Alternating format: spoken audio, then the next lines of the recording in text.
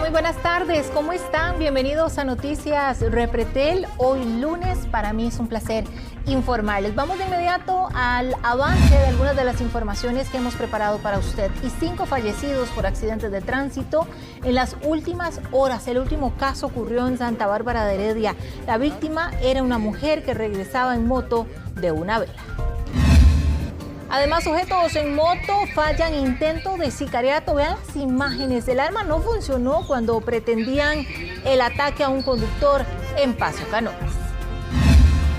Y las autoridades desmienten que Celso fue mordido por una rata. Dice que sería la primera vez que sucede algo así. Afiliados al sistema de invalidez, vejez y muerte de la Caja tendrían que trabajar 5 años más. Se aumentan las cuotas para pensionarse. A pesar de los gritos de los aficionados, Saprissa descartó un posible regreso de Marvin Angulo.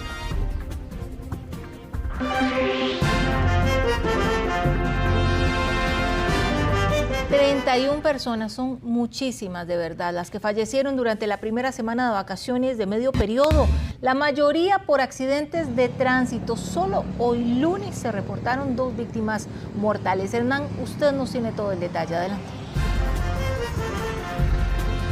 Melissa, lamentablemente, pues la imprudencia principalmente es lo que está generando que se den estos accidentes de tránsito, y como es, pues ya se ha vuelto una costumbre, pues lamentablemente durante los periodos de vacaciones, tanto de medio periodo, Semana Santa, fin y principio de año, pues este tipo de incidentes aumentan, sobre todo que al haber una menor cantidad de vehículos en las carreteras, pues muchos conductores abusan de la velocidad o bien conducen bajo los efectos del licor o bien irrespetan la señalización vial, y eso es lo que está generando los accidentes de tránsito. Vamos a mostrarle uno ocurrido a eso de las 3:51 de la mañana de este día en el sector de Cahuita.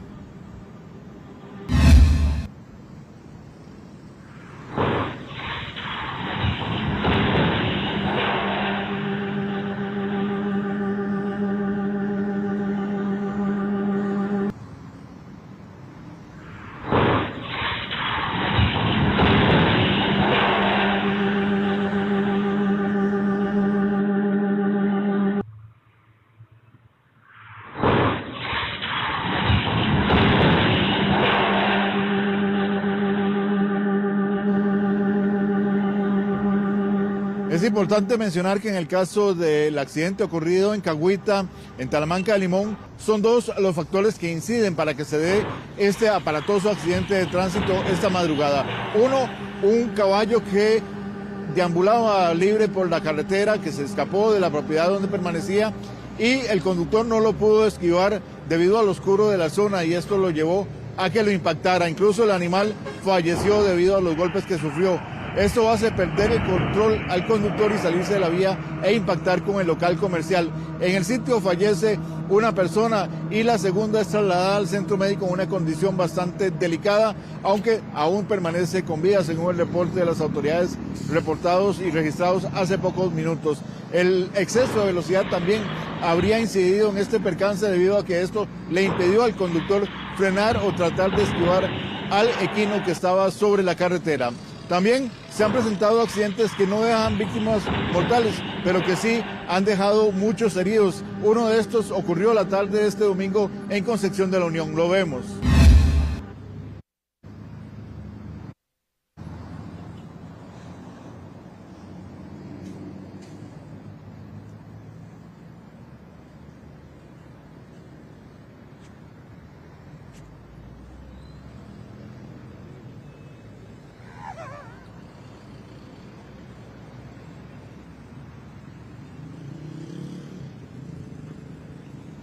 En este accidente fueron 8 las personas atendidas por parte de la Cruz Roja Costarricense y el Cuerpo de Bomberos, de las cuales 4 fueron trasladadas a centros médicos, entre ellos una adulta mayor en condición delicada. De momento se desconoce qué fue lo que llevó a que la persona que conducía este vehículo perdiera el control y protagonizara este aparatoso incidente que, como vemos, ingresa a un local comercial y es allí donde resultan la mayor cantidad de personas heridas. También, como mencionaba Melissa, lamentablemente un accidente de tránsito la mañana de este mismo lunes a eso de las 7, cuando lamentablemente una motocicleta conducida por una mujer colisiona de frente con un vehículo y lamentablemente la motociclista fallece.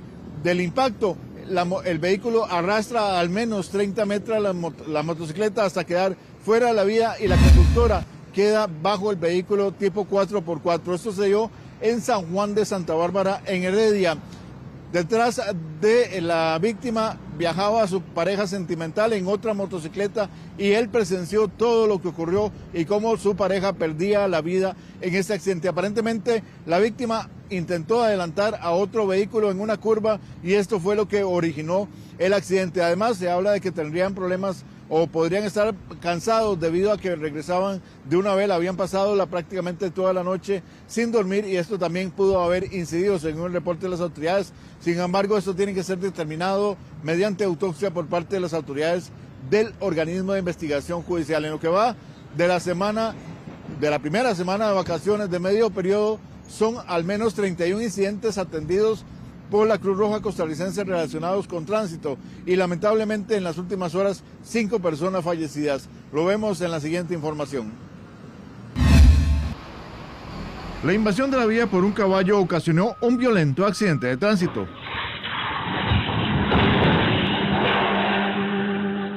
El conductor no pudo esquivar al animal, tras impactarlo se sale de la vía y colisiona con un local. El accidente ocurrió en Cahuita de Talamanca, Limón. Uno de los ocupantes falleció en el sitio y el segundo fue llevado al hospital en condición delicada.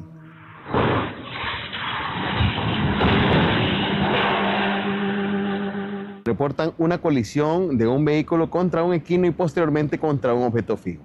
En el lugar abordamos un hombre adulto, el cual es trasladado en condición crítica a la clínica, y otro hombre más que se aborda sin signos vitales. La escena fue entregada a las autoridades judiciales. Durante el fin de semana y las primeras horas de este lunes, la Cruz Roja reporta el traslado de 49 personas heridas de gravedad en accidentes y 7 fallecidos en escena. Se registra la cifra más alta en traslados de pacientes críticos a diferentes centros médicos en lo que llevamos del 2025. Fueron 154 personas que tuvieron que trasladarse en esa condición. También abordamos a 14 personas sin signos vitales. Uno de los percances registrados este fin de semana ocurrió en Concepción de la Unión. En el lugar, la Cruz Roja y bomberos valoraron a 8 personas. 4 de ellas fueron trasladadas al hospital, una en condición delicada. De momento se desconoce qué hizo perder el control a la persona que conducía. Otro de los accidentes con saldo mortal ocurrió en San Juan de Santa Bárbara, en Heredia. Una mujer quien viajaba en motocicleta impactó de frente con un vehículo y falleció en el sitio. Su moto fue arrastrada al menos 30 metros. La pareja de la víctima, quien viajaba en otra motocicleta, presenció todo. Ellos regresaban de una vela. En apariencia, un aparente adelantamiento por la izquierda. El vehículo viene de norte a sur y topándoselo de frente, colisionándolo. En apariencia unos 30 metros de huella de arrastre. En el caso del accidente ocurrido en Cahuita, el propietario del animal tendría que responsabilizarse por el percance. Quienes presenciaron este accidente aún no salen del asombro y lo califican de un milagro que no haya resultado más grave. Hernán, lamentablemente los lunes ya se ha vuelto una costumbre iniciar con una gran cantidad de fallecimientos en carretera, a pesar esto de la presencia policial y de los operativos, por ejemplo en este caso, por las vacaciones, Hernán. Entonces, ¿qué es en lo que se está fallando? ¿Qué es como conductores en lo que nos estamos equivocando o qué no estamos haciendo para evitar que esto ocurra? Llama la atención, Melissa, que como indicaba el funcionario de la Cruz Roja costarricense, este fue el fin de semana con la mayor cantidad de personas trasladadas a un centro médico graves, la mayoría, como vemos, también por accidentes de tránsito. Es importante mencionar que esto se puede estar debiendo al exceso de confianza de los conductores, quienes pues abusan de la velocidad, abusan de la capacidad de realizar algún tipo de maniobras y es lo que está generando que se den los percances en carretera, la mayoría por imprudencia, según confirma el propio policía de tránsito. También reportan las autoridades que al haber en algunos sectores menos afluencia de vehículos, se abusa sobre todo de la velocidad y también pues lamentablemente del alcohol al volante, y que esto está generando pues que se den los accidentes. Otro de las causas, Melissa, puede ser el tema de algún padecimiento médico. Ya lo hemos visto en el pasado y no muy recientemente, pues de personas que van conduciendo, pierden el control por algún problema médico y ocasionan que se den algún tipo de incidente que en muchas cosas y en muchas ocasiones termina con un saldo lamentable. Hernán, vamos a ver nuevamente las imágenes del accidente que se presentó en el sector de Cahuita. Acá lo tenemos y es donde uno se pregunta qué fue lo que sucedió, qué fue lo que pasó. Acá es otra vista de ese mismo accidente. Muy lamentable, Hernán, sobre todo porque, bueno, ya decíamos, 7 fallecidos en las últimas horas, pero la gran cantidad de personas que han sido trasladadas a centros médicos ha sido alarmante. Ahora, Hernán, yo también quería consultarle por el caso de la verdulería también, que llama la atención, cómo en qué momento el vehículo ingresa, posiblemente sea de nuevo lo que tanto sucede, de que en lugar de pisar el freno, se pisa el acelerador. ¿Cómo están las personas? Entiendo que un adulto mayor fue el que tuvo que ser trasladado incluso a un centro médico, Hernán. Melissa, bueno, vamos a empezar hablando del caso de Cahuita y mientras vemos las imágenes se los vamos a describir. Como vemos en el video, pues el vehículo pierde el control, se sale de la carretera, vemos que viaja a una importante velocidad, pero previo a que se dé este incidente que se ve en las imágenes captadas por esas cámaras de seguridad, el vehículo impacta un caballo que está sobre la carretera. Recordemos que no es la primera vez donde animales que se han escapado de los potreros o de las propiedades donde están resguardados, pues generan este tipo de percances. Hemos visto las imágenes de la escena y el animal pues es de una piel oscura, de un color oscuro, y esto habría dificultado que el conductor lo observara. Lo impacta, esto lo hace perder el control y al salirse de la carretera impacta con el negocio donde lamentablemente uno de los ocupantes del automotor fallece. En el caso de la verdulería en Concepción de la Unión en Cartago, bueno, realmente es paradójico ver estas imágenes, ya que pues no podemos determinar con certeza qué fue lo que ocurrió, cómo es que esta persona que conduce se transita normal, no vemos que haya alguna persona o algún otro vehículo que afecte su paso, simplemente acelera, ingresa al local y se da lamentablemente este hecho. Como usted menciona, también una adulta mayor fue trasladada al centro médico, ella estaba en el establecimiento y fue golpeada por el vehículo, y esto es lo que llevó a que la trasladaran hasta el Hospital Calderón Guardia en una condición pues delicada por parte de la Cruz Roja Costarricense, mientras que otras 3 personas resultaron con golpes varios luego de ser también golpeados, ya sea por el vehículo o bien por parte de los muebles que estaban dentro de este establecimiento comercial, que también pues al ser contundentes generan algún tipo de lesiones. Muchas veces, y lo hemos visto ya en otros accidentes similares, esto que usted mencionaba, de que alguna persona o el conductor, pues por error, al asustarse de lo que está ocurriendo, pues en vez de frenar, acelera y lamentablemente agrava la situación. En este caso, sin víctimas que lamentar, y los ocupantes pues también resultaron prácticamente ilesos, pero sí pudo haber llegado a algo más. Hernán, no sé si hay estadísticas al respecto, pero podríamos decir que la mayoría de accidentes de tránsito que ocurren en nuestro país pudieron prevenirse. La mayoría, así es, Melissa, el 90% de los accidentes pudieron haberse prevenido, ya sea por un mejor mantenimiento de los vehículos, ya que algunos accidentes son por fallas mecánicas, por si se respeta lo que es los límites de velocidad, la señalización, los saltos, los SEAS, los semáforos, todo esto son cosas que se pueden prevenir si el conductor los respeta, y se podrían evitar muchísimos accidentes de tránsito.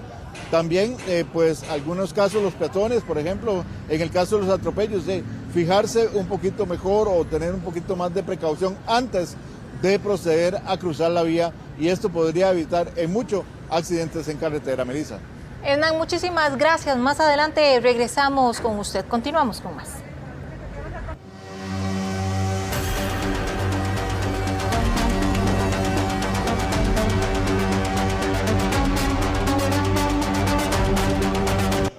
¿Fue una rata o no? Entonces, ¿qué fue? Bueno, el Ministerio de Justicia y Paz desmiente que la herida que presentó Celso Gamboa hubiese sido producida por la mordedura de una rata, que fue la información que circuló este fin de semana. Jesús Chacón nos amplía. Jesús, si no fue una rata, ¿qué fue lo que pasó? Adelante.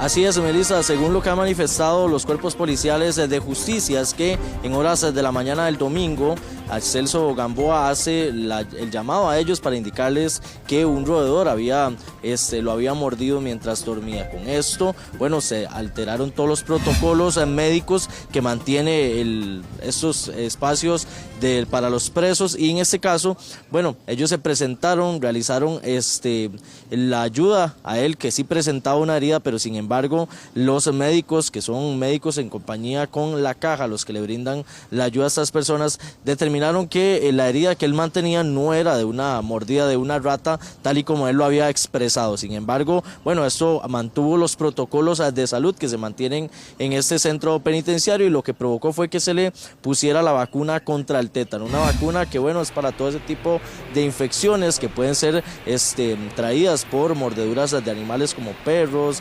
gatos o inclusive también como ratas, y por eso fue que se le suministró eso para inmunizarlo en caso de que fuese real que una rata lo hubiese mordido. Sin embargo, ellos diagnosticaron esa gravedad de esa mordida y, bueno, consideraron que esto no ameritaba o no era presente de que hubiese sido un roedor. Consultamos al ministro Gerald Campos y él lo que nos dice es prácticamente que sería la primera vez que eso sucede en un centro penitenciario. En los años que él tiene conocimiento nunca se había dado una situación de estas, y lo que muchas personas señalan es que se da justo después de que durante los últimos días se conociera la sentencia de Celso Gamboa en Texas, esto en los Estados Unidos, donde él está siendo judicializado para hacer la extradición luego de estar vinculado con algunos temas de narcotráfico. Entonces hay personas que lo que indican es que él estaría buscando desorientar un poco ese tipo de información y también buscar la forma de que lo puedan trasladar del centro penitenciario conocido como La Reforma.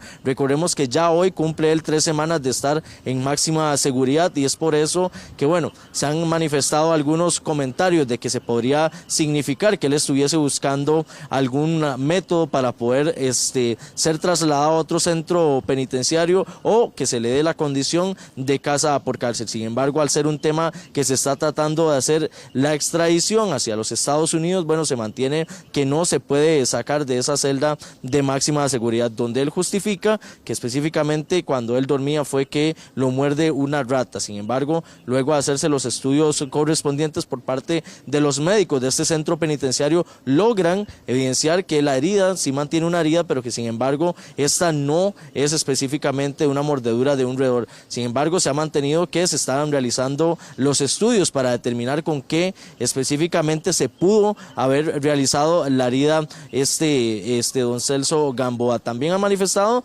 don Gerald Campos, el ministro de Justicia y Paz, que en caso de que la defensa tenga dudas de que esto no fuese, no se le brindara la atención médica necesaria y demás, bueno, pues que él podría presentar una acusación debido a que específicamente sí se le brindó, pero sin embargo al determinar que no era una mordedura de rata, tal y como él lo había manifestado, bueno, se le pone la vacuna contra el tétano y es parte de lo que se estuvo aplicando. Fue en horas del domingo en la mañana que Celso Gamboa manifestó haber tenido esa complicación médica, pero que sin embargo ya luego de que se estuviesen haciendo las indagaciones llegaron a la parte forense de los médicos a determinar que esto no habría así. Pero escuchemos lo que ha manifestado Gerald Campos, ministro de Justicia y Paz, con respecto a esta situación que ha manifestado Celso Gamboa que le pasó mientras dormía en la cárcel de máxima seguridad.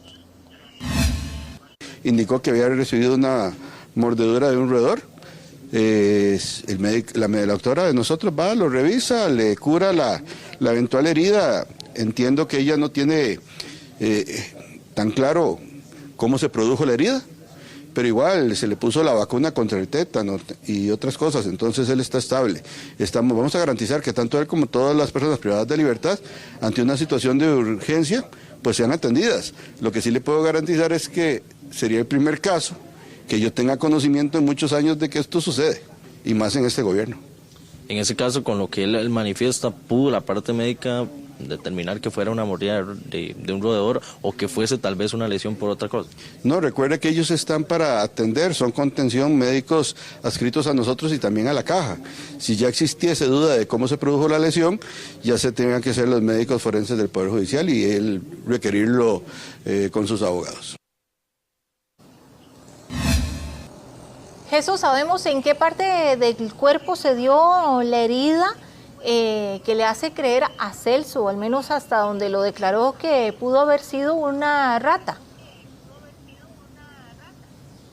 Melissa, todavía no ha salido a la luz realmente una parte en específica, sin embargo sí manifiestan que es en la parte superior, podríamos suponer que es cerca de la cabeza, donde él manifiesta que tiene la herida y que bueno, él supone que había sido una rata, sin embargo luego de esos estudios forenses realizados por los médicos logran determinar que no es así, por eso es que se le hace la vacunación contra el tétano únicamente en búsqueda de generarle alguna inmunidad contra este tipo de enfermedad que le podría generar. Bueno, una situación que, como decíamos, en el momento en que la información se difundió de que efectivamente había sido mordido por una rata, antes de que el mismo Ministerio de Justicia lo dijera que no había sido así, llama la atención y uno podría creer que esas cosas pueden pasar en prisión, pero bueno, ya el ministro dijo que nunca ha sucedido esto en ningún otro privado de libertad, Jesús. Así es, Melissa, así lo ha manifestado él, que nunca se ha dado un caso similar a este, pero recordemos que lo que han llamado estas partes de los expertos, que bueno, que conocen un poco más de este tema de extradición, es que la pena que Celso Gamboa se expondría iría desde los 10 años de cárcel hasta la cadena perpetua, y es por eso que ellos hacen ese llamado o ese señalamiento, más que todo, a que podría ser una señal de que se están tratando de desviar un poco la situación o que buscar ser cambiado de reforma en la que se encuentra o de celda de máxima seguridad como es en estos momentos. Sin embargo, como ellos lo lograron determinar, la parte médica logró determinar que no se trataba de una mordedura de rata por el tema de la magnitud de la herida, que en este caso era una situación de una herida como que usted se hubiese golpeado, así nos lo manifestó Gerald Campos, como que usted se hubiese golpeado con alguna estructura, pero no de una mordedura de rata como específicamente ya los médicos conocen cómo podría ser, y que sin embargo al hacerle la parte forense logran determinar que esta no coincide con una mordedura de rata, y es por eso que se le da la atención médica en el momento, se le pone la vacuna, pero no es trasladado ni se ha buscado la forma de cambiarlo de celda, debido a que esto, como él le indicaba el ministro, es poco común, inclusive nunca se había presentado una situación de estas, a pesar de que en temas carcelarios a veces se habla de un poco de situaciones de suciedad. Sin embargo, en estos lugares sí se mantiene limpieza, inclusive habían manifestado que se realizan algún tipo de fumigación para evitar que este tipo de situaciones se puedan presentar. Sin embargo, don Celso Gamboa toma esto y empieza a indicar en horas de la mañana del domingo que se presentó una situación donde se lo mordió una rata. Sin embargo, minutos después, cuando recibe la atención, es descartada esta situación. Jesús, muchísimas gracias. Entonces confirmamos, según el Ministerio de Justicia, a Celso Gamboa no lo mordió una rata. Continuamos con otro tema y bueno, hay una propuesta para aumentar las pensiones y si sube a 60 cuotas más, los afiliados al IBM, posiblemente como usted y como yo, tendríamos que trabajar 5 años más. Tracy Morales nos amplía. Tracy, ¿qué es esto? Cuéntenos. Recordemos que desde el año pasado se están estudiando diferentes medidas o propuestas para fortalecer el régimen de pensiones de la Caja. Sin embargo, la SUPEN, en conjunto con otros sectores, presentaron 36 recomendaciones y entre estas 36 recomendaciones está aumentar el número de cuotas, así como usted lo mencionaba. Esto significa que las personas tendrían que trabajar 5 años más si aumentan el número de cuotas de 300 a 360. Leonardo López es actualmente afiliado al régimen de pensiones de la Caja. Así opina sobre la propuesta que busca aumentar el número de cuotas para jubilarse. Para mí eso es injusto también porque deberían de evaluar la situación y las condiciones de las personas. Hay personas que son, digamos, yo en mi condición son 55 años, ya voy a cumplir 56 años, pero ¿qué es lo que pasa con esto? Hay personas mayores que necesitan, digamos, que se les pueda evaluar y ayudar con eso. En realidad no es algo que, digamos, nosotros vamos a mantenernos ya con una pensión de lujo, simplemente es para sobrevivir. Desde hace un año se trabaja en diferentes soluciones para fortalecer el IBM y entre las propuestas que presentó SUPEN en conjunto con otros sectores está aumentar a 60 cuotas más para pensionarse. No me parecería sinceramente porque ya eso indica que tendremos que trabajar más tiempo y nos alargarían más y para obtener una buena pensión el día de mañana. Actualmente para recibir una pensión el mínimo es de 300 cuotas. Si aumentan a 360, esto significa que las personas tendrían que trabajar 5 años más para el retiro. Está fatal porque ya no se van a hacer a los 365, sino se va a ir hasta los 370, creo. ¿Qué le queda de vida a uno? Bueno, ya yo estoy pensionado, dichosamente, gracias a Dios, pero los que vienen no lo veo conveniente, porque no todos llegamos a los 70. Hay muchos que se quedan en el camino, hay muchos que se pensionan a los 65 y un año después ya murieron. Ahora, imagínense, a los 70 no lo veo conveniente. ¿No estaría de acuerdo usted con que se aumente las cuotas, que sea una posibilidad? No estaría de acuerdo, para nada. Yo creo que son insumos importantes que los sectores han puesto sobre la mesa, los sectores que han participado. Hay elementos que consideramos que van a requerir, ¿verdad?, un estudio más profundo. Hay propuestas, ¿verdad?, que ingresan para tener como sistema de pensiones más recursos. Otra de las recomendaciones que más adelante analizaremos es que los hombres puedan anticipar la pensión como estaba antes establecido. Bien, recordemos que tal y como lo decíamos en la información, son recomendaciones. Estas propuestas aún no están aprobadas por la Caja, pero esto podría significar, como ya lo mencionamos, 5 años más de trabajo para los afiliados al IBM. Muchísimas gracias, Tracy. Y quienes disfrutaban del mar en el Caribe sur del país fueron testigos de un amplio despliegue por diversos cuerpos policiales. El objetivo era ubicar una embarcación sospechosa que fue detectada en la zona. En las acciones participó la Policía Turística, la Fuerza Pública, Vigilancia Aérea y Guardacostas. Pese al despliegue por aire, mar y tierra, al final no se pudo dar con la embarcación. El caso se mantiene en investigación. Y la violencia en los barrios del sur sigue sin control y el caso más reciente ocurrió en San Sebastián, donde un hombre fue atacado a balazos por 2 sujetos quienes viajaban en una motocicleta. La víctima fue trasladada a una clínica local en un vehículo particular en condición delicada.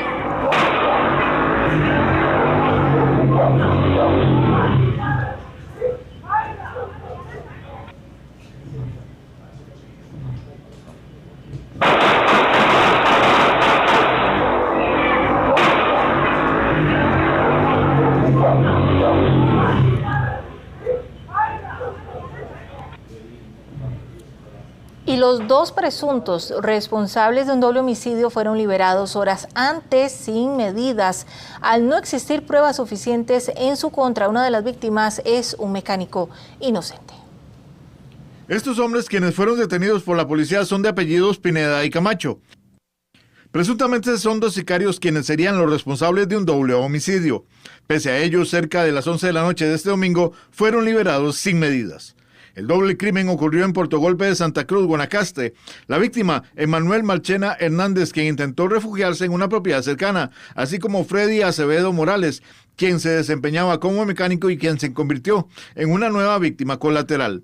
Con este caso son 19 las personas asesinadas que no tenían relación con las disputas entre bandas. 2 hombres heridos por arma de fuego. Esto en Guanacaste, Santa Cruz, Tempata.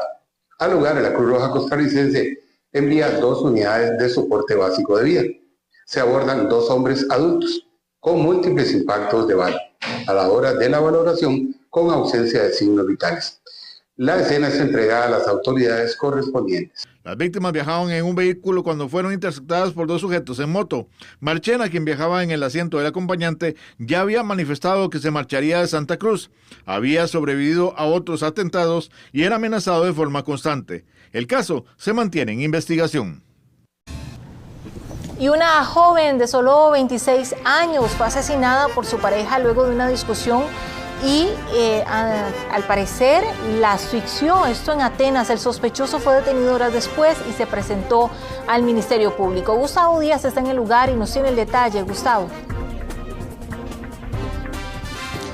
En esta casa, Melissa, que está a mi espalda, ayer en horas de la noche y recientemente a las 11:15 el OIJ confirma y ratifica que se trataría de un femicidio más, lo que ocurrió ayer en horas de la noche cuando encontraron a Selena María López Alfaro, de 26 años, dentro de la casa y fallecida. Su pareja, un hombre de apellido Calderón Morales, se refugió en la casa de su madre a escasos 30 metros y del cual después fue detenido por parte de la policía. El reporte que dan las autoridades esta mañana es que según las pesquisas que logran realizar los agentes del OIJ, pese a que el cuerpo de Selena María no tenía lesiones visibles, se sospecha, por lo que ya han logrado conversar con las personas cercanas, de que todo habría sido producto de una discusión que se dio ayer en horas de la noche y que esto habría provocado la agresión del hombre, un nicaragüense de 28 años, hacia Selena, la querida Selena, en esta comunidad de calle Vainilla, en Santa Eulalia de Atenas. Su familia, por supuesto, ha sido la más impactada en este caso. Su padre, don Miguel, su madre, doña Rosa, ellos recibieron a Noticias Repretel esta mañana junto a otros allegados que estaban bastante impactados por lo que sucedió. Ella es Selena María López Alfaro. La estamos observando en estas fotografías. Una persona muy querida en la comunidad, tenía cierto tiempo con su pareja, pero una probable decisión ya de quererlo dejar habría llevado a una discusión minutos antes de que se diera esta posible asfixia en contra de ella, y eso fue lo que, en el instinto de venganza y de no querer soltar a su actual pareja, llevó a este hombre de apellido Calderón a ocasionarle la muerte mediante el mecanismo de asfixia. Es preliminarmente lo que ha ratificado esta mañana el organismo de investigación judicial. Para los vecinos, para quienes estaban acá, incluso fue de un impacto total, porque ellos no escucharon mayor discusión, gritos, ni mucho menos en ese momento solicitud de auxilio, por lo que ya una vez que observan tanto a la Cruz Roja como a la Fuerza Pública en este lugar, es que se da, por supuesto, toda la impresión y el impacto para ellos, dado que incluso no conocían que existían tal vez roces o bien algunas diferencias entre la pareja que haya llevado a tomar esta fatal decisión por parte del sospechoso, quien ya se encuentra a las órdenes del Ministerio Público con un informe que será entregado por parte del OIJ.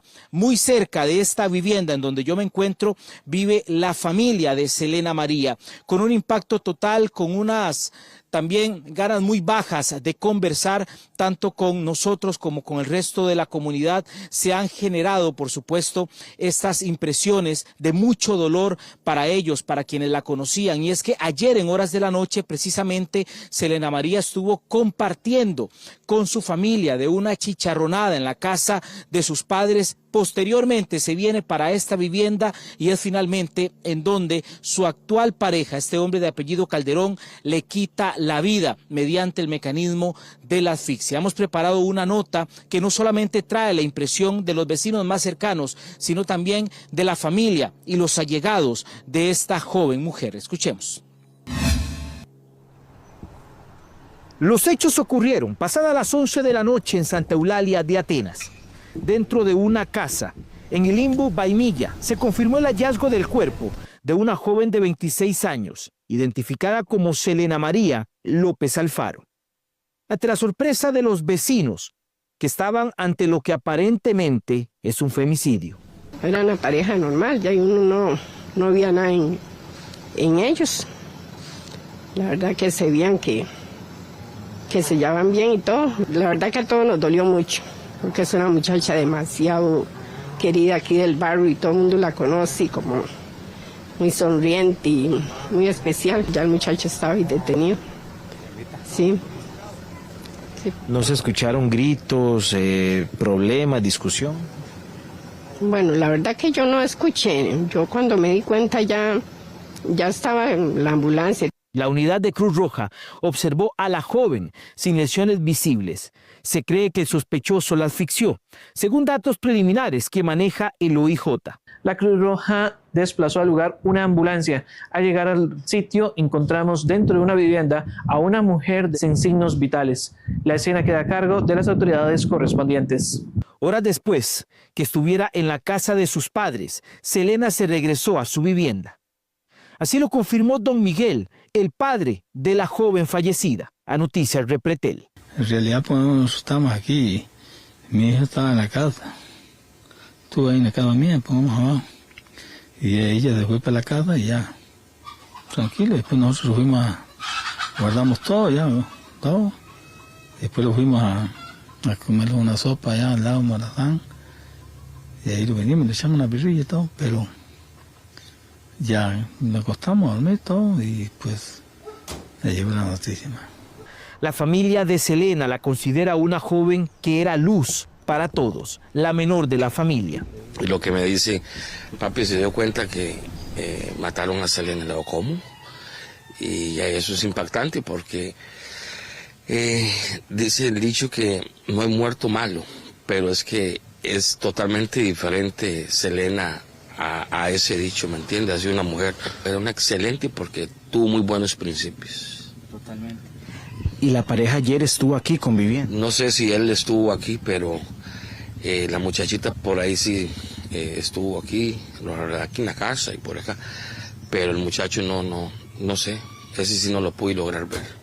Selena y su pareja tenían tiempo juntos, pero un ataque por celos o por negarse a una ruptura de la relación habría llevado al hombre a quitarle la vida. La fuerza pública detuvo al sospechoso, de apellidos Calderón Morales. Se entregó luego de salir de la casa de su madre a tan solo 30 metros de donde ocurrió el femicidio. El dolor de un nuevo caso de ataque contra mujeres invade a todos los amigos y allegados de Selena. Hay una joven con toda una vida por delante, con salud, una muchacha muy buena y que venga a pasar esto, ¿verdad? Es un poco difícil de superar. A una muchacha increíble, trabajadora, y muy buena muchacha y muy buena hija también. El sospechoso fue presentado a la fiscalía mientras espera el informe por parte del OIJ luego del levantamiento del cuerpo. Gustavo, hace tan solo unos días el INAMU informaba sobre el lanzamiento de su nueva campaña, pero además hablaba sobre la disminución en los casos en las últimas semanas y eso como que de alguna manera nos llenó de esperanza y hoy lamentablemente se presenta este caso, Gustavo.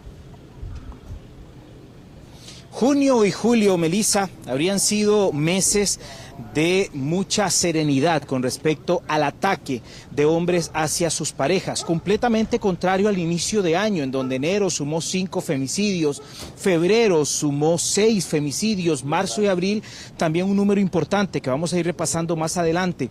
Pero lo que uno pensaría, Melissa, que con estas campañas puedan ir generando una concientización, lamentablemente en este momento se rompe, en este caso de Santa Eulalia de Atenas, porque incluso para la familia la sorpresa fue la actitud que pudo haber tomado este hombre ante el posible deseo de Selena María de dejarlo ya en una relación del cual parecía no haber un retorno, y es por eso que actúa de esa forma, según lo que en este momento ha estado investigando el OIJ, Melissa.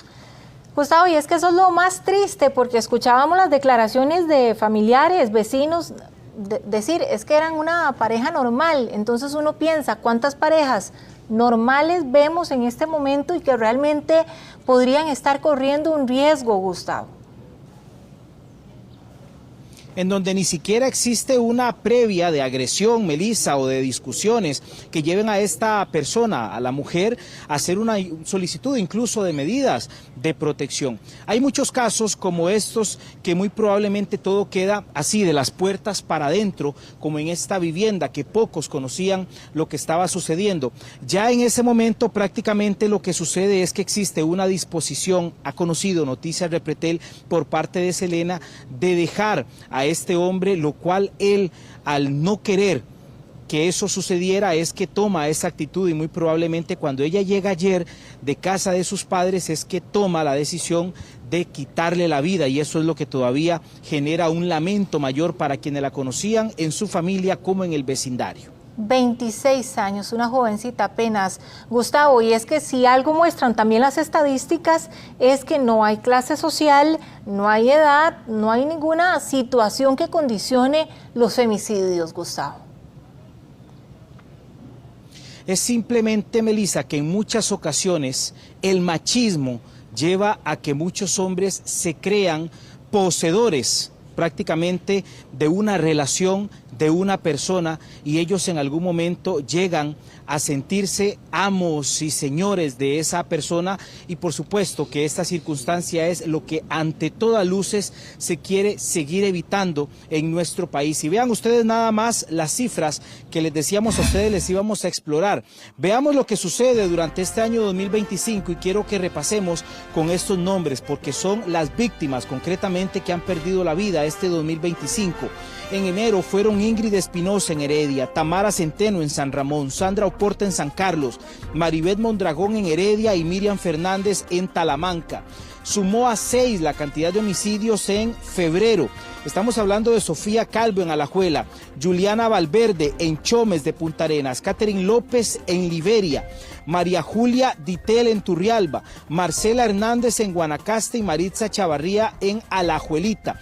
En marzo fueron 3 las víctimas de femicidio, Joana Quirós en San José, Geisel González en Moravia, Katia Jara Sánchez en Santa Bárbara de Heredia y también en abril a Malinicol Rodríguez en Cartago y Rachab García en Orotina, aquella modelo que fue asesinada junto a su mejor amigo por un prestamista en esta ciudad de Orotina, y también Valentina Elizondo en Punta Arenas, esto en mayo anterior. Son cifras que en este momento, Melissa, mantienen al país con 18 femicidios, que lamentablemente se busca bajar esta cifra y que hoy el pueblo de Atenas también revive con un caso del cual ya las autoridades se hicieron cargo. Hay una persona detenida y presentada ante el Ministerio Público con una pena proyectada a 35 años de prisión.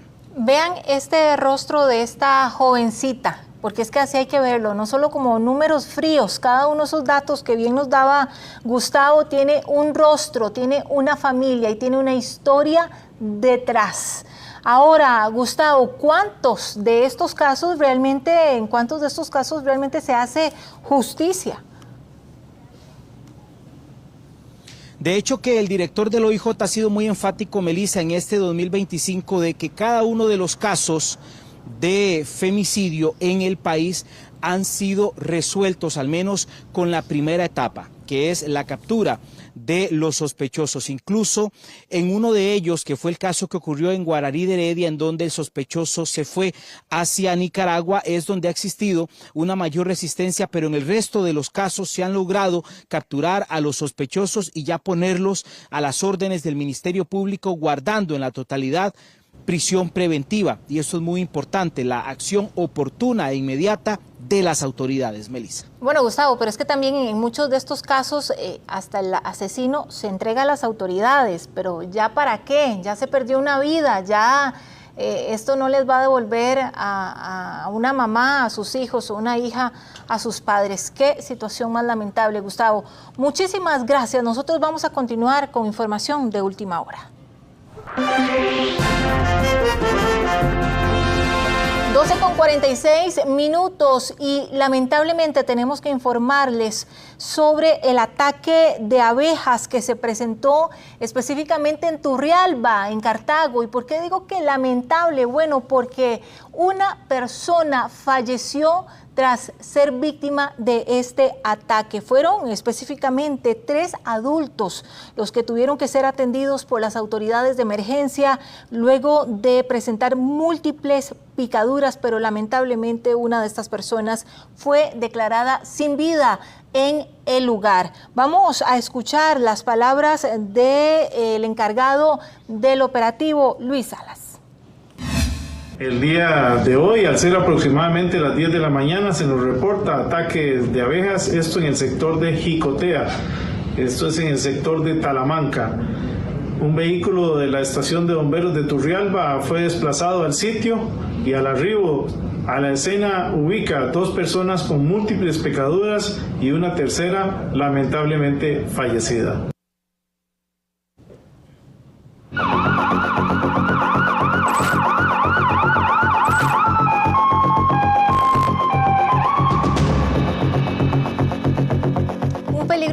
Para los turistas. Salimos y decimos que Costa Rica es el destino, es un paraíso, y lamentablemente esto es parte de la realidad que tenemos.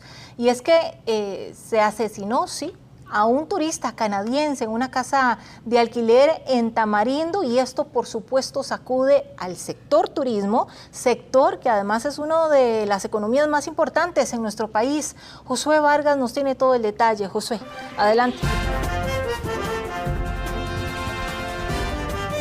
Mientras el ICT y las cámaras turísticas celebran la llegada de nuevas rutas y vuelos procedentes desde Canadá, desde donde llegan vuelos de 4 ciudades diferentes, principalmente al aeropuerto de Liberia. Este fin de semana ocurrió una muerte violenta contra un turista canadiense que se estaba hospedando junto a su esposa en el sector de los Jobos de Tamarindo. Ellos están alquilando una propiedad, una vivienda a través de una plataforma. A eso de las 11 de la noche, un sujeto intentó asaltar esta vivienda y la esposa de este sujeto de 40 años vio cuando se estaba metiendo el individuo a la casa. En eso comenzó a gritar, se asustó y fue así cuando su esposo salió al corredor a ver lo que estaba sucediendo. En ese momento, el individuo, según el reporte del OIJ, comenzó a disparar contra el turista, ahora fallecido de 40 años, quien falleció en el sitio, en este lugar. Este homicidio ocurrido en esta casa de alquiler llega 2 meses después de que la Embajada de Canadá advirtió a sus visitantes sobre el alto riesgo de venir a visitar a Costa Rica, en donde en esa oportunidad advirtieron sobre el aumento de robos en viviendas y les recomendaba a los turistas canadienses alojarse en sitios seguros. Un matrimonio canadiense eligió Costa Rica para descansar, relajarse y conectar con la naturaleza, pero la noche del viernes todo cambió. Un asaltante ingresó a la casa que alquilaban en los Jobos de Tamarindo y disparó varias veces contra el vacacionista de 40 años, hasta matarlo.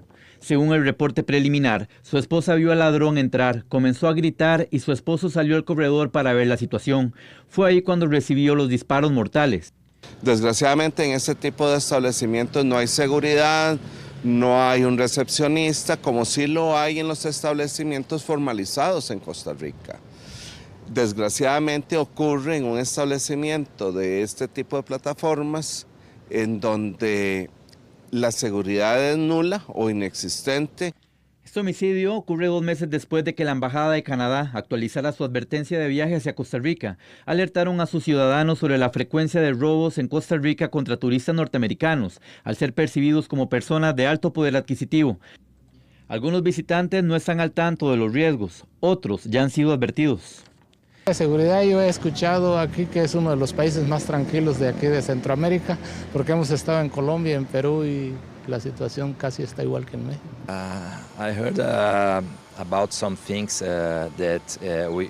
Sí, he escuchado algunas preocupaciones sobre la inseguridad, principalmente en el centro de San José. También cuando íbamos en Uber, el chofer nos advirtió que debíamos tener cuidado con nuestros bolsos y esas cosas. El ministro de Seguridad afirmó el viernes que la criminalidad contra los turistas ha mermado. Y algunas personas han señalado que la inseguridad está afectando al desarrollo del turismo como actividad en nuestro país. Los datos están desacreditando esa información. En efecto, las denuncias de vacacionistas extranjeros ante el OIJ por robos disminuyeron de 330 a 164 en este mismo periodo, pero la incidencia sigue siendo alta. 134 extranjeros fueron víctimas de hurtos, 23 sufrieron de asaltos y 6 reportaron robos en edificaciones. Cóbano se posiciona como el distrito más peligroso para los turistas, con 37 causas reportadas. Le siguen Cahuita, que abarca gran parte del Caribe Sur, con 20 delitos, así como Quepos y Jacó, que también figuran en la lista negra de destinos inseguros. Va a agravar la imagen que tiene Costa Rica, producto también de la violencia que hemos tenido en el país prácticamente desde los últimos años. Desgraciadamente es a un extranjero y eso va a estar muy posiblemente en los medios internacionales y obviamente en los medios nacionales.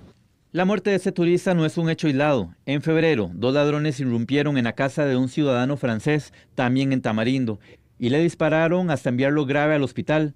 La víctima murió horas después en el centro médico. Una noticia lamentable para esa familia y también para la industria turística del país. Recordemos que Canadá es el segundo mercado emisor de visitantes hacia Costa Rica. Solo este año llegaron 155,000 en los primeros 6 meses del año, lo que representa el 11% de visitantes desde Canadá.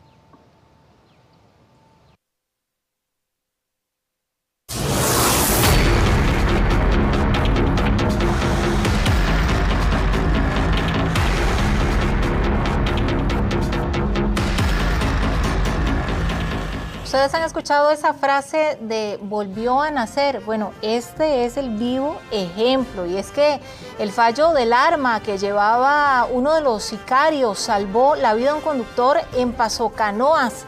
Todo quedó grabado. ¿Qué pasó? Eric Meléndez nos lo cuenta él.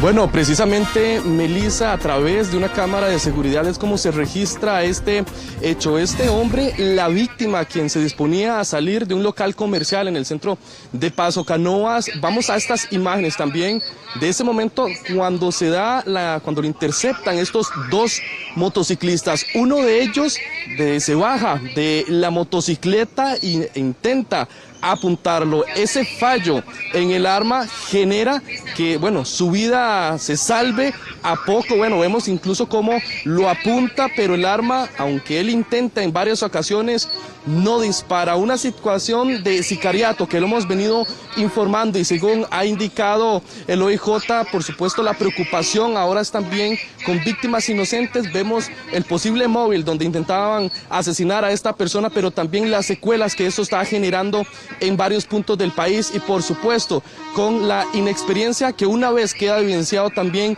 en estos videos. Este hombre, como usted lo dice, Melissa, vuelve a nacer, por supuesto, y al no accionarse el arma le permite poder salir y huir de este lugar. Todo quedó registrado y por supuesto, bueno, los hombres intentan escapar, darle persecución. Sin embargo, bueno, según lo que se nos indica, se da un despliegue policial. Estos hombres huyen del sitio. Sin embargo, el susto que se lleva este hombre en el sector de Paso Canoas. Nuevamente, los hechos de sicariatos, que ya la última actualización que tiene el OIJ son 465 las víctimas mortales, pero sumar también las víctimas colaterales, 17 en lo que va de este año.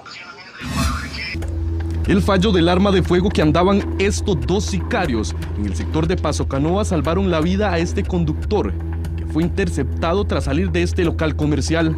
Las acciones de los delincuentes quedaron registradas en una cámara de seguridad, donde se logra ver cómo encañonan a la víctima. Posterior a esto intentan dispararle. Sin embargo, el arma no se activa. El conductor logra escapar. Vemos tortura, vemos enterramientos, personas que son amordazadas, quemadas. Entonces, ciertamente el perfil ha cambiado mucho y lamentablemente nos volvimos un país muchísimo más violento. Expertos coinciden en que la inexperiencia del sicariato atenta contra víctimas inocentes. En lo que va de este 2025, 17 personas han muerto de forma inocente. Víctimas colaterales tras tiroteos en diversos puntos del país, donde los sicarios carecen de experiencia. Seguimos viendo el tema del sicario joven, la persona que es reclutada por la organización criminal porque seguramente le tienen que pagar, le van a pagar menos porque no pide gran cantidad de dinero para cometer el hecho ilícito o simplemente quiere incursionar y quiere subir de estatus dentro de esa organización criminal. El 2025 está muy cerca de alcanzar las 500 víctimas por homicidios. Se han detectado en algunos lugares del país tipos de escuelas de entrenamiento para enseñarles a disparar a sujetos muy jóvenes y algunos principios básicos, inclusive la conducción de las motocicletas, por ejemplo, que sigue siendo una herramienta muy útil para ellos. Entonces, podríamos decir que ya hay un establecimiento y claro y evidente donde las ejecuciones siguen siendo importantes en el país. Los ajustes de cuentas siguen liderando entre las principales causas de muerte.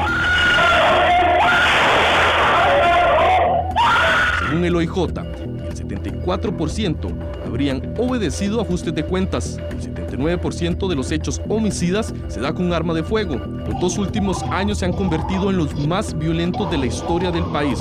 Casi 2.000 asesinatos. Cada 2 horas, en promedio el OIJ atiende el homicidio de una persona en el territorio nacional.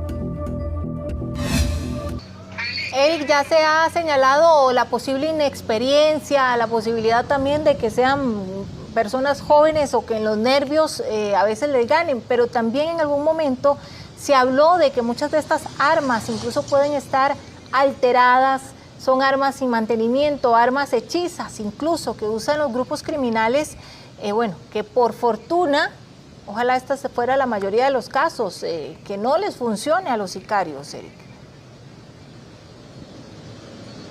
Bueno, Melissa, precisamente y según expertos en el país pueden haber más de 1.000 armas sin ningún tipo de registro. Esto pueden ser armas hechizas que llegan también al país, se alteran y por supuesto generan que no funcionen o que tengan un resultado también destructivo con las personas o con las víctimas. Es la preocupación también que se encienden. Y bueno, paralelo a esto también a lo que ha prestado mucha atención el organismo de investigación judicial, son esas escuelas de sicariato que también ahora están formando a todas estas personas, principalmente menores de edad, que son los que siguen reclutando estas organizaciones y que por supuesto evidencian la inexperiencia, pero también la peligrosidad de las personas que están a los alrededores. Vemos que es a plena luz del día y que también es una carretera transitada, el puro centro de Paso Canoas. Esta persona sale y bueno, a vista y paciencia de todos intentan realizar este hecho. Por fortuna el conductor logra escapar de estos 2 sicarios que bueno, una tarea fallida para ellos, pero bueno, nace nuevamente esta persona.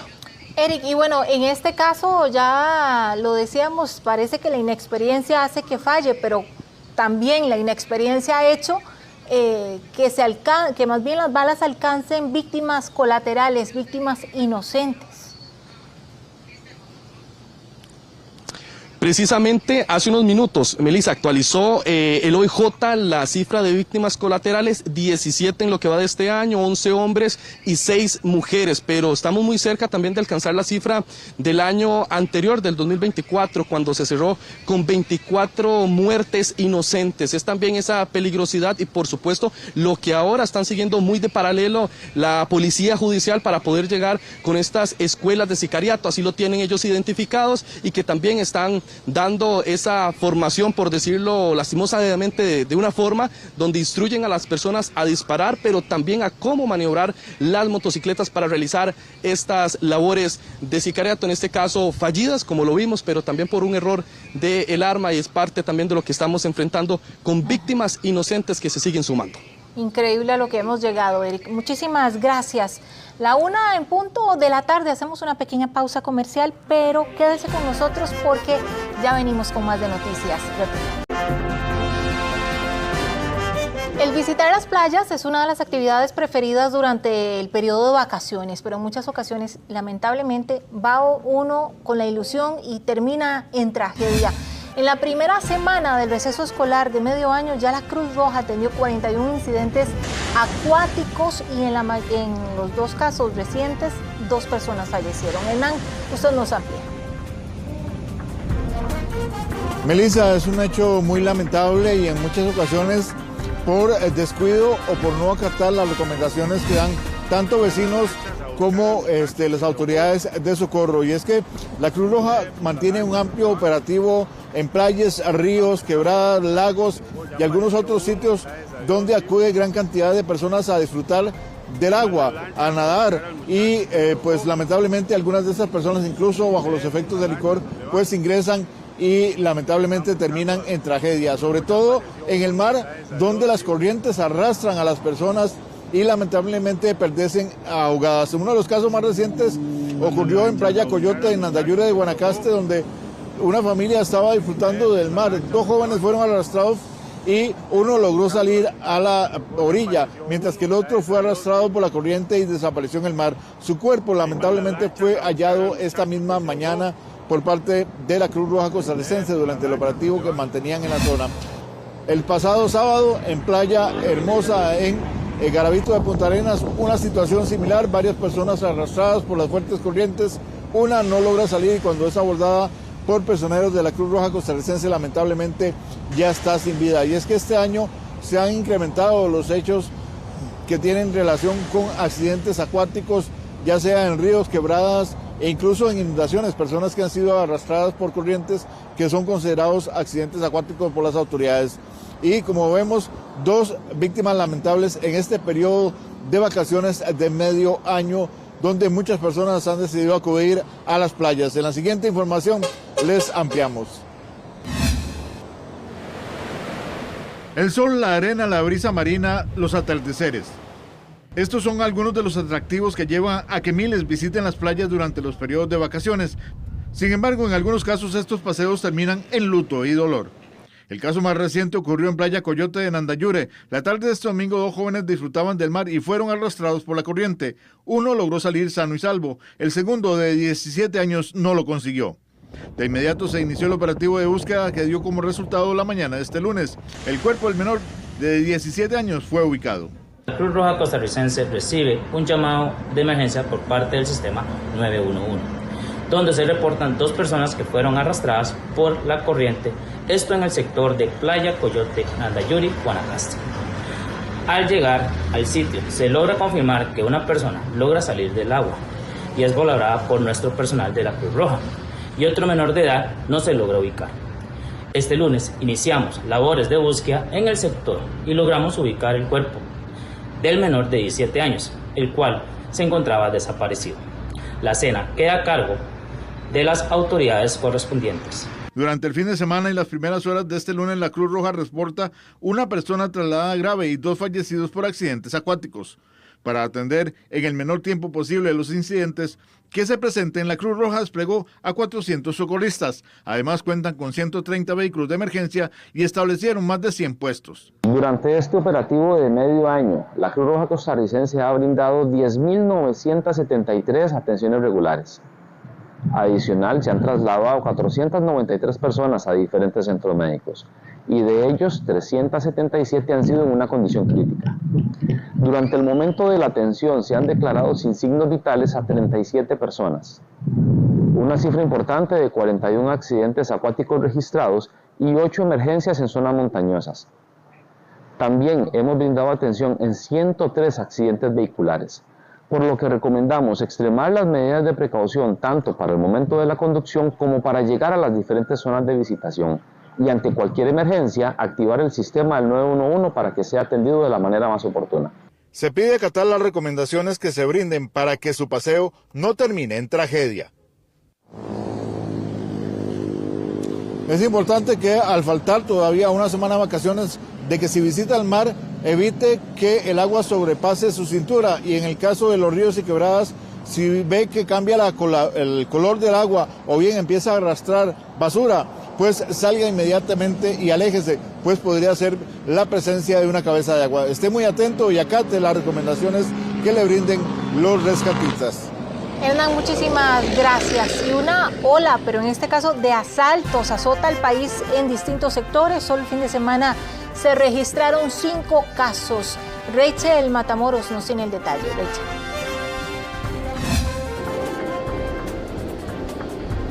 Es correcto, de hecho esta ola de asaltos preocupa a las autoridades y también a los costarricenses, ya que solamente este fin de semana se reportaron 5, 3 en Santa Cruz. De hecho, las autoridades detuvieron a uno de estos sospechosos y 2 en el sector de Cariari, donde 2 comercios fueron asaltados por estos amigos del ajeno. De hecho, para los mismos costarricenses, el poder salir incluso a la vuelta de la esquina ya les resulta peligroso, ya que no solamente son casos que se registran en horas de la noche, sino también durante el día.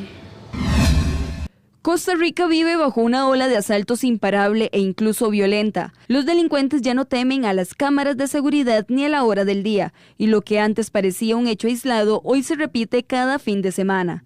En La Uruca, recientemente, más de 5 sujetos ingresaron a un comercio y en cuestión de minutos arrasaron con el lugar. Estas personas habrían robado más de 150 artículos de tecnología.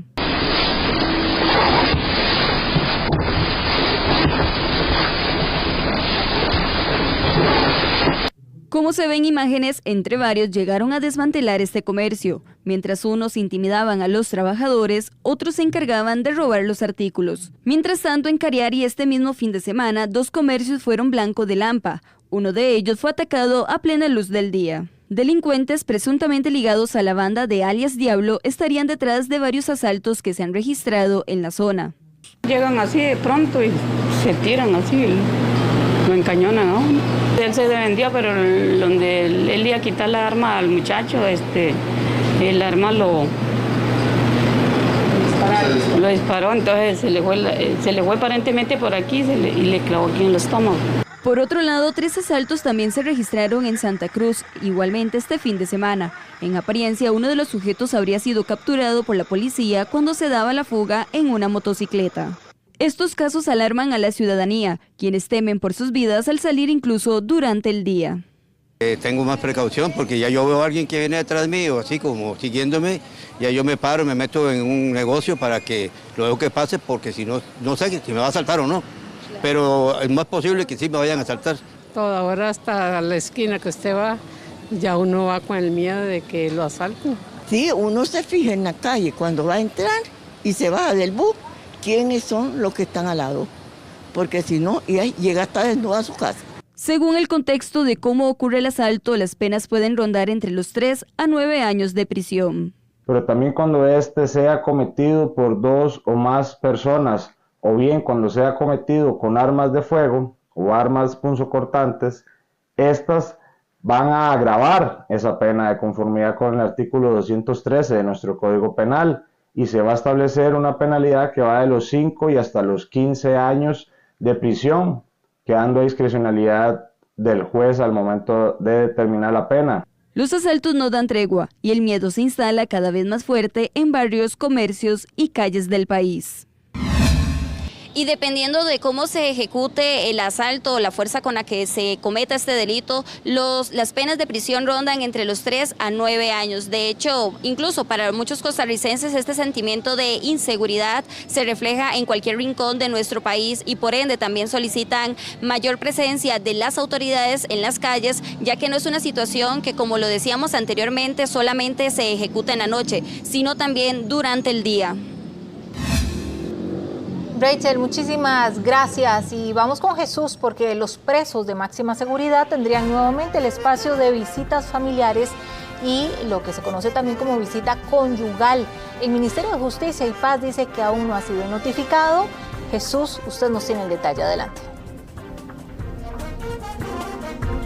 Melissa, así es, específicamente meses atrás se había eliminado esta visita conyugal y también la visita de familiares, así como la entrega de encomienda, lo que popularmente en las reformas se conoce como bomba, que es cuando los familiares llevan aquellas comidas. Luego de esto entró un proceso en que los familiares buscaron ayuda para poder restaurar este tipo de visitas que ellos realizan. Sin embargo, bueno, durante estos meses ha estado trabajando y durante el domingo se dio a conocer ya específicamente que el juzgado de ejecución de la pena de Alajuela había obligado al Ministerio Ministerio de Justicia y Paz de volver a retomar esas visitas conyugales, así como también las visitas a familiares, poniendo ahora sí que sean cada 15 días y que bueno, esas visitas sean de 4 horas. Específicamente lo que ha manifestado el Ministerio de Justicia y Paz es que ellos aún no han sido notificados de esta medida y que por eso no han tomado todavía ninguna situación con respecto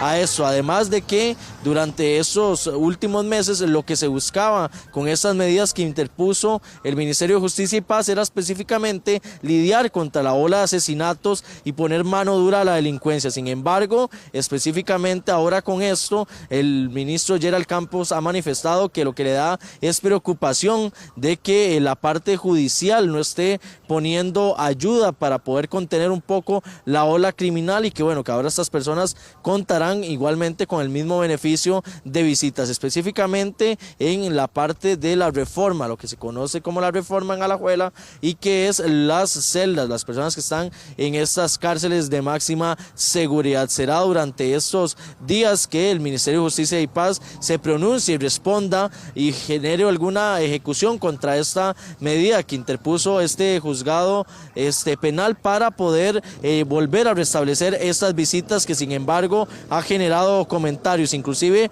le comentamos y les preguntamos a los costarricenses sobre qué opinaban de esta medida y bueno, ellos están unos a favor, otros en contra, debido a que consideran que esto podría desatar una ola nuevamente de asesinatos. Sin embargo, también hay quienes manifiestan que específicamente esto también, bueno, se da para que ellos tengan también un chance de tener esos derechos, de ver a sus familiares. Escuchemos lo que comentan estos costarricenses.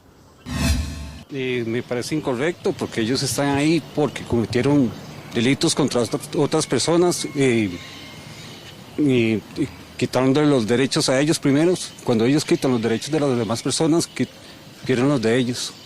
¿Considera que es una medida que podría provocar más bien una reincidencia a ellos en actos delictivos? Sí, pueden llevarles celulares o otras cosas, como drogas. Que le hayan devuelto esos derechos me parece bien. No tienen por qué sufrir la pérdida de la familia, de las visitas y de sus necesidades básicas que les llevan las familias. El sistema es el que está mal. El sistema penitenciario es el que permite ciertas cosas que después vienen y les quitan los derechos de ver familia, de lo que llaman las bombas, y es el sistema el que está mal. El derecho ellos lo tienen. Que ellos estén en la cárcel no significa que no tengan los derechos que tenemos nosotras, las personas que estamos fuera. Sí, con sus limitaciones, porque ya ellos se pueden aprovechar de esos beneficios. Parte de lo que manifestó este juzgado de ejecución de la pena en Alajuela para poder restablecer estas visitas era que se estaban violentando los derechos humanos, así como también se estaba generando esa violación hacia algunos acuerdos internacionales. Como indicamos, el Ministerio de Justicia y Paz manifestó que aún no ha sido ni siquiera notificado de esta medida.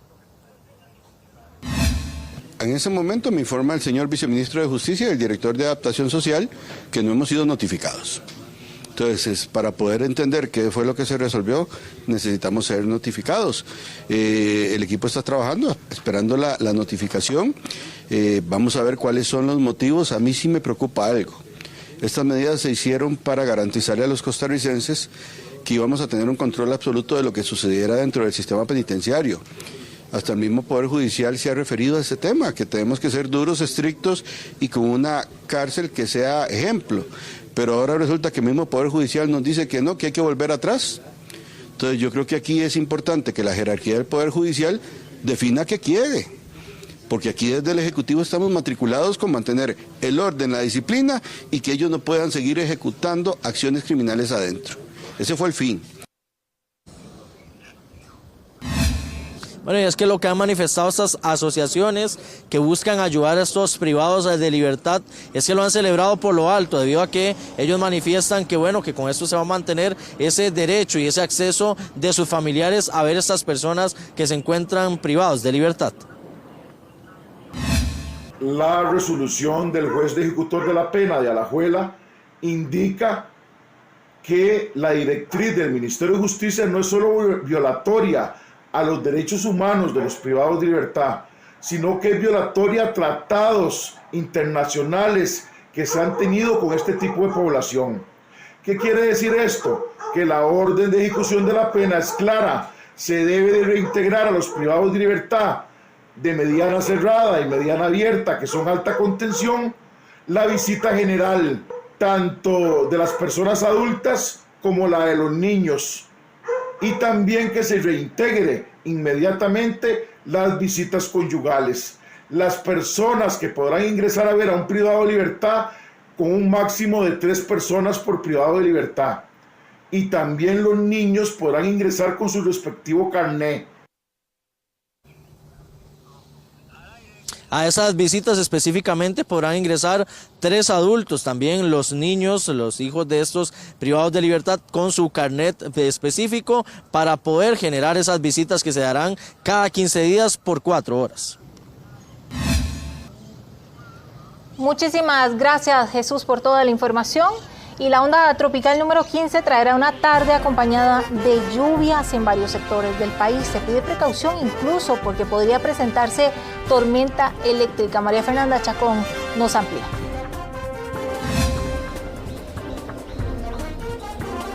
Aunque la onda por sí sola es bastante débil, el sistema va a interactuar con la zona de convergencia intertropical. Esto hará o favorecerá un ambiente de más lluvias para algunos sectores del país. Particularmente estamos hablando del oeste, del Valle Central y las montañas del Pacífico. La onda tropical número 15 se encuentra transitando por el país este lunes.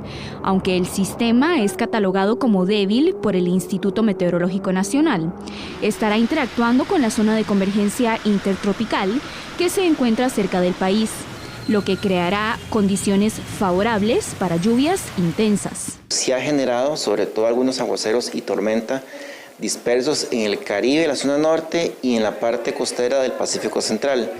Montos que andan entre 10 a 40 milímetros, en realidad han sido bastante moderados. Durante la tarde esperamos que la cobertura nubosa se extienda a prácticamente todo el país, sin embargo las lluvias sí serían bastante dispersas y posibilidad de aguaceros un poco más fuertes, pero más que todo hacia partes montañosas. Durante la tarde se prevén aguaceros con tormenta eléctrica cerca de las montañas, tanto del Pacífico como del oeste del Valle Central, con montos estimados de entre 10 y 20 milímetros y máximos de hasta 30 milímetros. Los expertos advierten que las lluvias intensas de corta duración podrían ocasionar inundaciones puntuales, especialmente en lugares propensos a eventos de este tipo. Además, se pide mucha precaución ante eventos de tormenta eléctrica. Bueno, ahora durante la mañana más que todo en el Caribe y la zona norte. En la tarde esperaríamos más que todo hacia sectores montañosos en el Pacífico Central y el Pacífico Sur. En el caso del Valle Central es menos probable, sin embargo no descartamos más que todo hacia el sector oeste que alguna tormenta de corta duración pueda estarse presentando. La saturación de suelos se mantiene con niveles elevados en cuencas del sector de Upala y Sarapiquí, con porcentajes entre 90 y 95%. Además, en el Caribe Norte, Pacífico Sur y la península de Nicoya, la saturación ronda entre 80 y 85%. Esto incrementa la vulnerabilidad de incidentes en estos sectores. Tras el paso de esta onda tropical, se espera que nuevamente el país retorne o vuelva a las condiciones de canícula. Esto quiere decir una reducción en las precipitaciones por ingreso también de polvo del Sahara para los próximos días. Muchísimas gracias, María Fernanda. Y las mujeres usan el doble de tiempo en trabajo doméstico no pagado, es decir, en los quehaceres del hogar en comparación a los hombres. Génesis Castillo nos amplía. Sí, correcto, y es que esta información que nos revelan las autoridades es verdaderamente preocupante porque pasan los años y todavía las mujeres siguen destinando más de su tiempo al trabajo doméstico, pero también al cuidado de niños y adultos mayores. En promedio, ellas gastan unas 31 horas a la semana en este trabajo doméstico. Las labores domésticas son una corresponsabilidad de todos los miembros del hogar. Sin embargo, no en todas las casas se cumple. Según la encuesta elaborada por el INEC, las mujeres gastan el doble de tiempo en trabajo doméstico y de cuidado de personas no pagado. acumulando 31.5 horas a la semana en la región central. De ahí me voy para la casa, a hacer cena, hacer café, lavar el uniforme para la escuela, lavar el uniforme de la guardería, ver qué hay que acomodar. Igual, uno siempre pasa haciendo oficio, todos los días. No hay un solo día en que uno no haga algo. Según información del Ministerio de Trabajo, la región central es donde hay mayor cantidad de posibilidades para adquirir un empleo o iniciar un emprendimiento. Nosotras como mujeres, tenemos una capacidad para dividirnos y hacer tantas cosas en un solo momento. Si estoy lavando, estoy cocinando, si estoy limpiando, estoy recogiendo. Esta situación empeora para aquellas mujeres que viven en zona rural y también si están casadas o en unión libre, y así lo advierte el Ministerio de Trabajo. Desde el INAMU y Ministerio de Trabajo hacen un llamado a que muchas mujeres están recargadas de trabajo en la casa y también de cuidado de niños o de adultos mayores, por lo que a ellas se les dificulta tener tiempo para crecer académicamente o dentro de un negocio. Y esto significa también una desventaja en los ingresos y desventaja en la oportunidad de tener acceso a educación. Las brechas de género se han ido cerrando, aunque aún persisten retos y desigualdades, siendo que las mujeres son las que más usan de su tiempo para hacer los quehaceres del hogar. Y también parte del llamado que hace el Ministerio de Trabajo en conjunto con instituciones como el INAMU es que las mujeres de zonas rurales todavía la ven más difícil. Y es que también han recalcado la importancia de que en nuestro país hayan más redes de cuidado para que las mujeres tengan dónde dejar a sus hijos.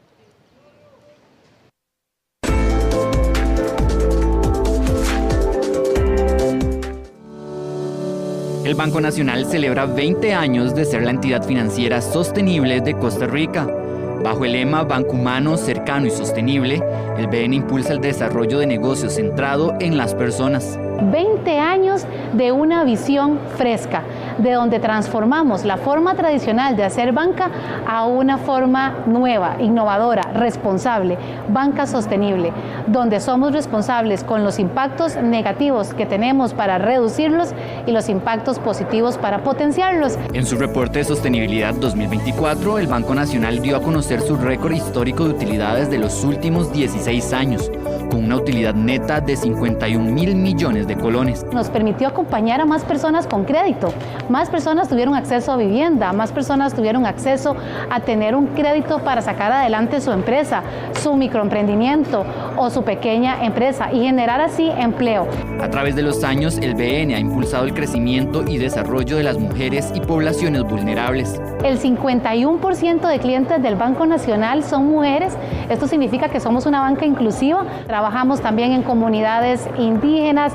También tenemos programas de inclusión para poblaciones vulnerables. Es decir, el Banco Nacional es una banca inclusiva, es una banca equitativa.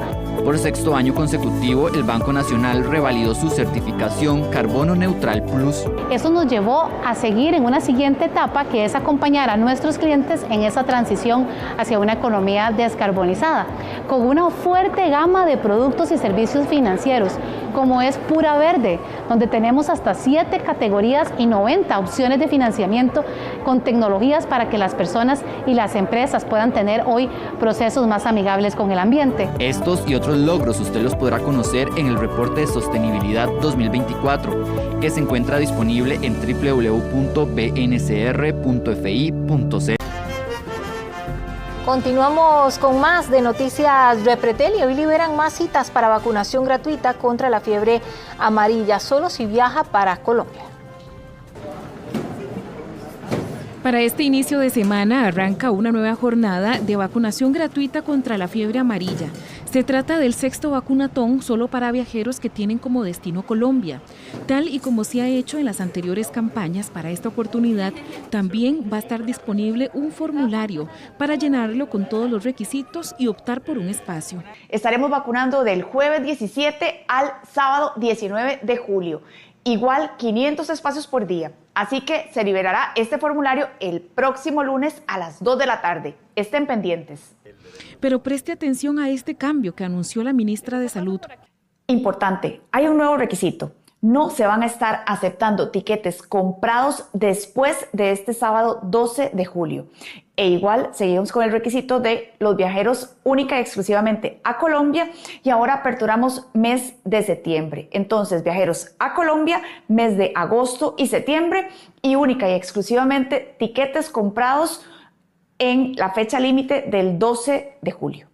Recordemos que actualmente en el país hay desabastecimiento de dosis en el mercado privado y un nuevo cargamento de vacunas ingresaría hasta el mes de septiembre a las farmacias. También se le pide a todos los turistas cumplir con la vacunación 10 días antes del viaje para que se genere la inmunidad requerida.